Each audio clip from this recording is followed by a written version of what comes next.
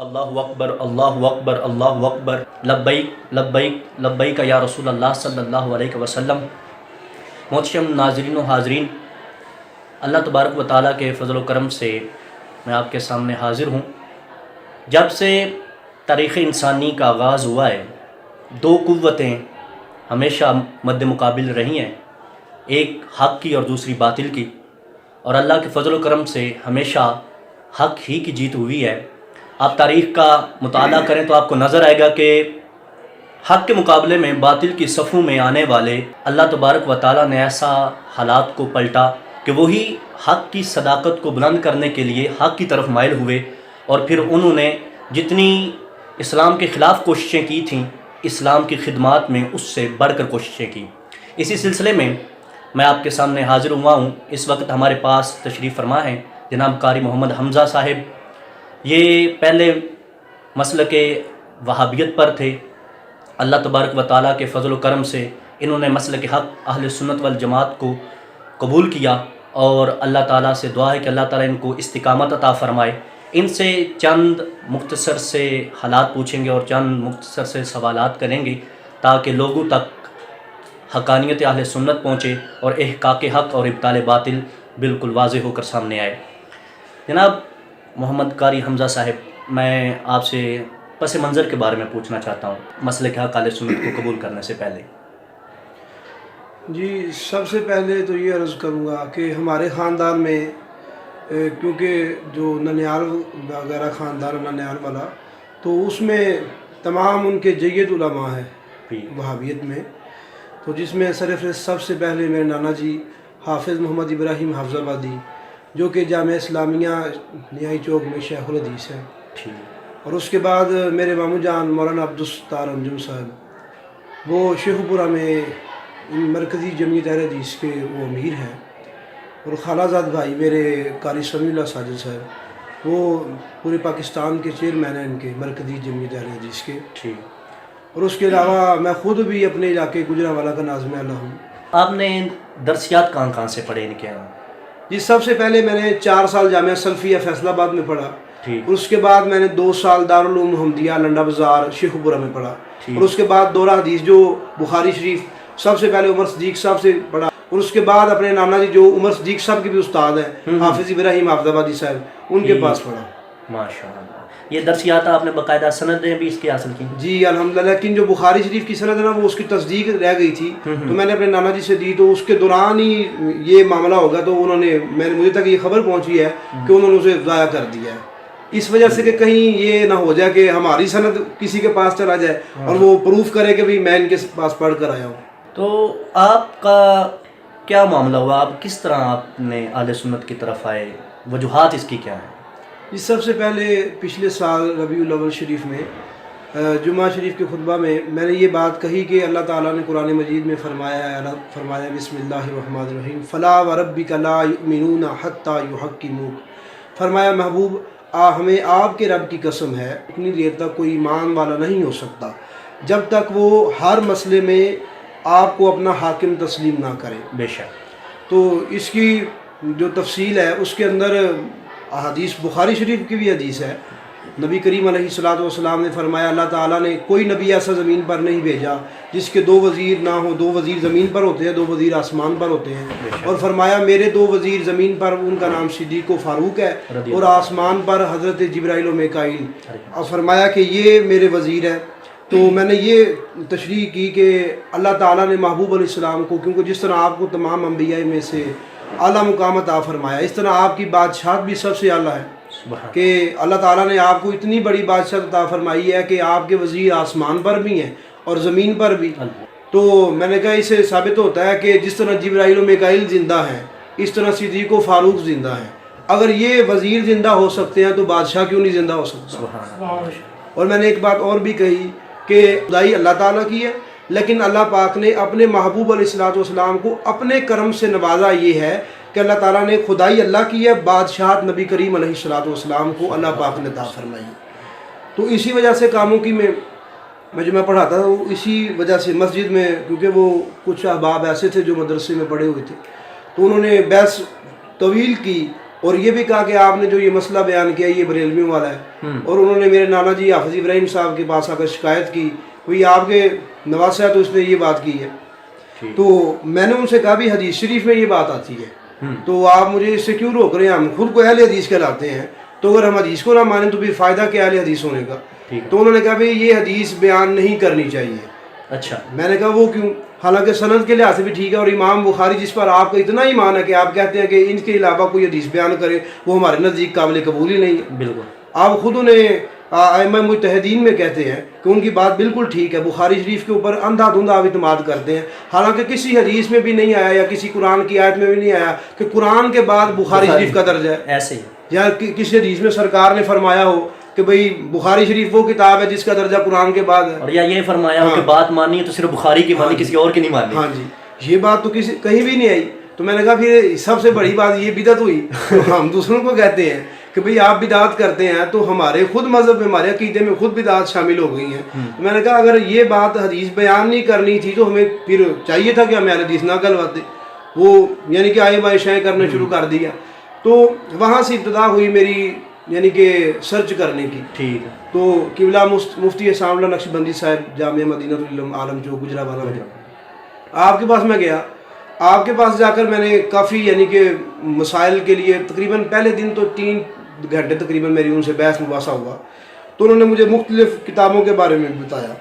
تو پھر ایک بات اور جو میں نے یہ کرنی ہے کہ اللہ اور اس کے رسول صلی اللہ علیہ وسلم کے فضل و کرم سے مجھے ایک روحانی فیض ملا ہے. ماشاءاللہ، روحانی فیض. ہاں جی، کہ اللہ تعالیٰ نے، میں نے جب استخارے کی نیت سے جو نیت کی تھی، دعا کی تھی کہ اللہ پاک مجھے ہدایت کا رستہ عطا فرمائے، تو استخارے کی نیت سے میں نے جب وہ استخارہ کیا تو اس میں مجھے ایک بزرگ نظر آئے، نورانی چہرے والے، اور وہ سفید اماموں میں تھے، سابز رات، لیکن انہوں نے جو امامہ باندھا ہوا تھا شکل سے ایسے لگ رہا تھا کوئی بادشاہ کھڑا ہوا ہے. سبحان اللہ.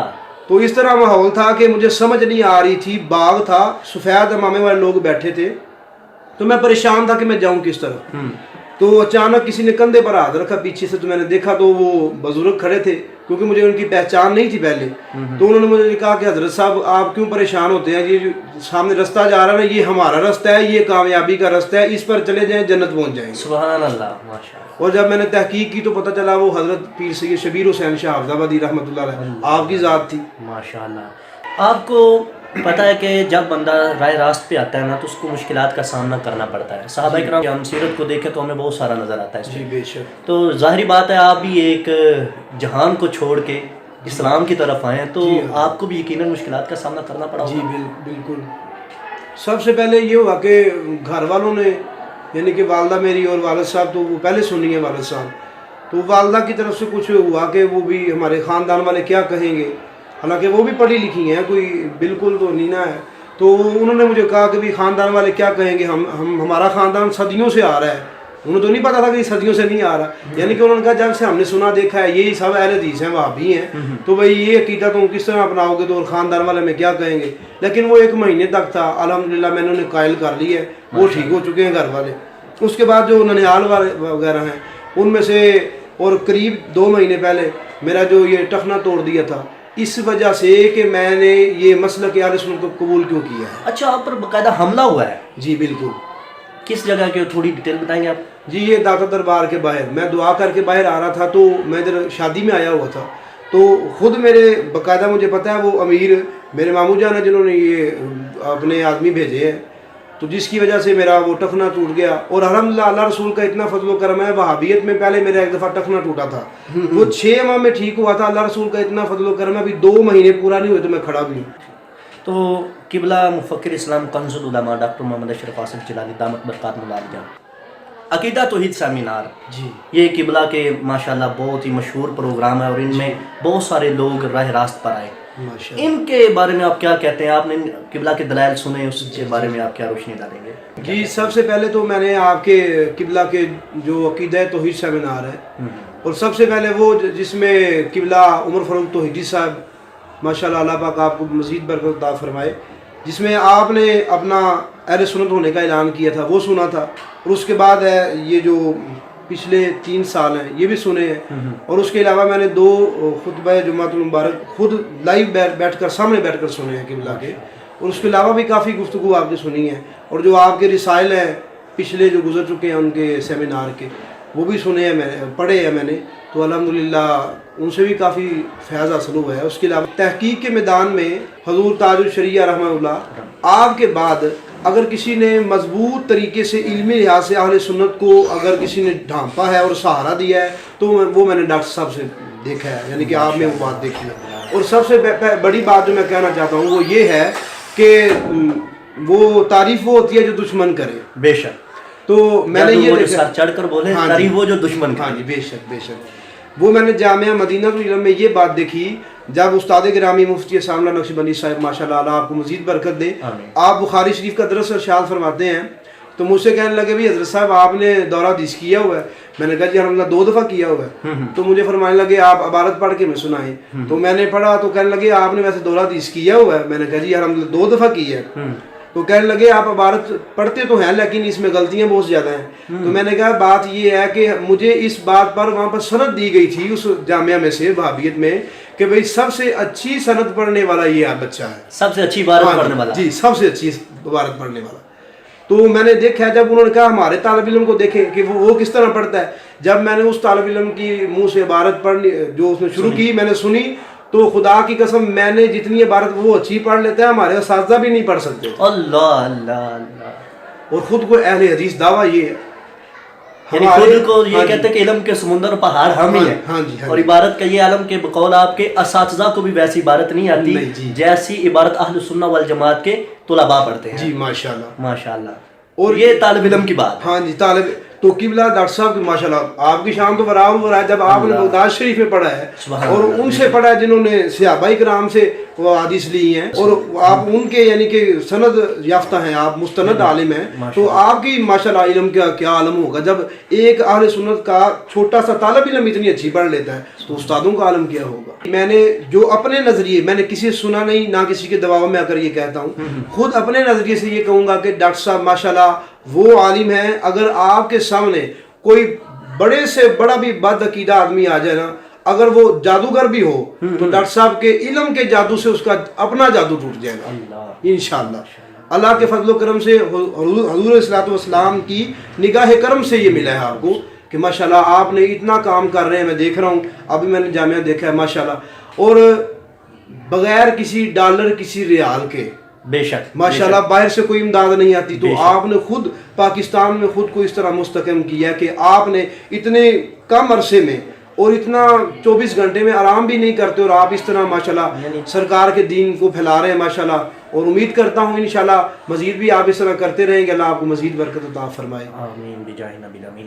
ناظرین سنا آپ نے، یہ اللہ تبارک و تعالیٰ کی خاص قبلہ مفکر اسلام کنز العلماء ڈاکٹر محمد اشرف آصف جلالی صاحب پر نگاہ کرم ہے کہ اللہ تعالیٰ نے اتنی کوالٹیوں سے اور اتنی خصوصیات سے نوازا ہے۔ اس وقت آپ نے گفتگو سنی حضرت علامہ مولانا محمد حمزہ قاری صاحب کی، اور آپ دیکھ لیں کہ اللہ تبارک و تعالیٰ حق کو خود بلند فرماتا ہے، اور یہ ہمارے لیے قابل فخر بات ہے کہ ایک ہوتا ہے عام بندہ، جاہل بندہ جس نے درسیات اور دین کو زیادہ نہیں پڑھا ہوتا، اور ایک ہوتا ہے کہ جس نے پڑھا ہو پھر 2 مرتبہ دورہ کیا ہو، تو دیکھ لیں ان کا دورہ چھٹ گیا اور اللہ تبارک و تعالیٰ نے ان کو سرکار صلی اللہ علیہ وسلم کی غلامی کا دورہ عطا فرما دیا ہے۔ میں اللہ تبارک و تعالیٰ سے دعا کرتا ہوں کہ اپنی مزید رحمت کے صدقے حضور مفکر اسلام کنز العلماء ڈاکٹر محمد اشرف آصف جلالی کو مزید ترقی عطا فرمائے، اور آپ کے علم میں، حلم میں، کاروبار میں، مال میں، جان میں، عزت میں، آبرو میں خیر برکت کا نزول فرمائے، اور علامہ صاحب کو مسلک حقہ اہل سنہ والجماعت پر استقامت عطا فرمائے۔